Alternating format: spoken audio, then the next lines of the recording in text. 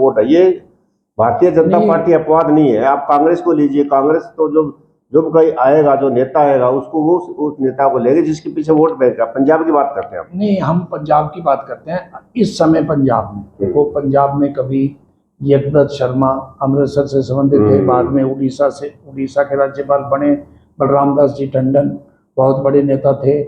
ऐसे ही जो हैं, जो नेता जो होते थे पंजाब भारतीय जनता पार्टी के जो नेता थे, वो नगण्य हो गए हैं, खास तौर पे पिछले कुछ समय से।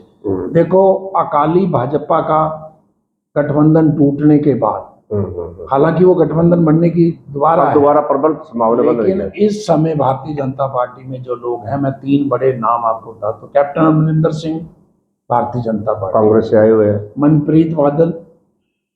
मनप्रीत बादल बादल साहब के सगे भतीजे और कांग्रेस में वित्त मंत्री रहे। और सुनील जाखड़ कांग्रेस का बहुत बड़ा नाम है, वो प्रदेश अध्यक्ष रहे। और उनके पिताजी बलराम जाखड़ जी वो लोकसभा के स्पीकर रहे, गवर्नर रहे। मतलब कभी कांग्रेस पार्टी, इंदिरा जी अगर अबोर गई थी तो सीधा उनके निवास स्थान पे गए थे।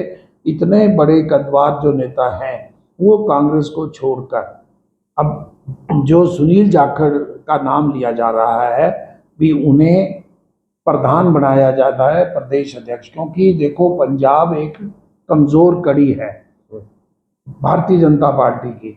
वहाँ अनेक अकाली दल के कुछ नेताओं को, सिख नेताओं को, मनजिंदर सिंह सरसा को लेके गए वहाँ। इसके मनप्रीत बादल का मैंने नाम लिया, कैप्टन साहब का नाम लिया, हालांकि वो बुजुर्ग हैं।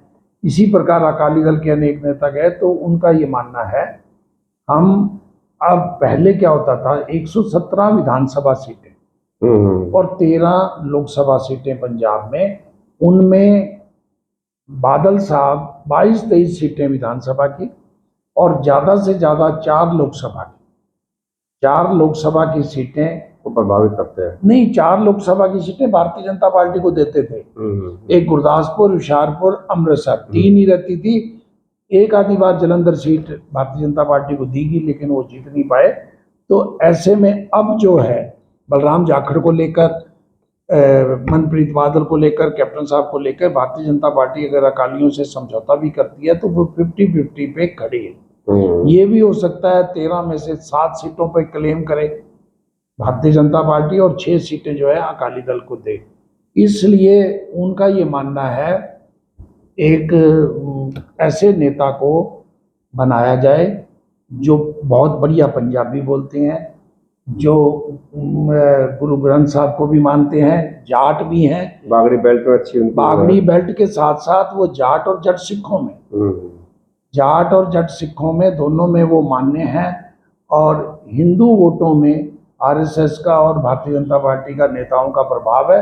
तो एक वो ऐसा बनाना चाहते हैं जो पंजाब को भारतीय जनता पार्टी एक बड़ी ताकत बना सके। आखिरी सवाल भाटी, तो आखिर फिर इतने बड़े बड़े नेता कांग्रेस छोड़ क्यों रहे हैं, बीजेपी की तरफ क्यों आ रहे हैं, क्या कारण मानते हो?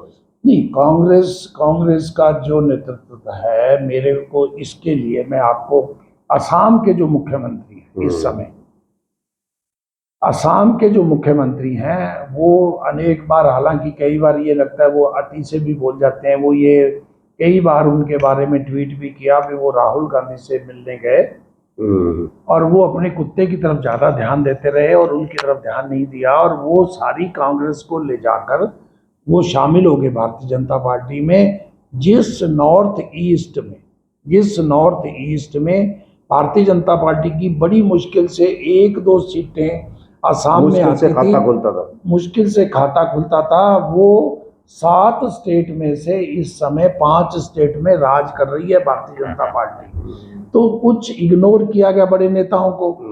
अब कुछ एक चीज और भी है, जब बड़े नेता इकट्ठे हो जाते हैं तो महत्वाकांक्षी भी हो जाते हैं। अब मुख्यमंत्री एक ने बनना है। अब मुख्यमंत्री कांग्रेस का एक बनेगा अगर कांग्रेस सत्ता में आएगी, लेकिन उसमें 7-8 लोग हो जाएंगे तो 2-3 लोग कहीं और खिसक जाएंगे। कुछ इग्नोर किया जाता है कांग्रेस में, क्योंकि नेता इतने भीड़ हो गई थी। धीरे धीरे जब अब सत्ता से बाहर हुई है तो हो सकता है कुछ नेता वापस भी जाएं और फिर उनके यहाँ मान सम्मान भी है। तो ये थे भाटिया जी, जिन्होंने संक्षिप्त बताया कि किस तरह से जो कांग्रेस के बड़े बड़े दिग्गज नेता कांग्रेस छोड़कर भाजपा में आए, उनको पद भी मिला। पहले ऐसे माना जाता था कि भाजपा में केवल आरएसएस के जो कैडर के लोगों को पद मिलता था। नमस्कार, अगली बार फिर आपसे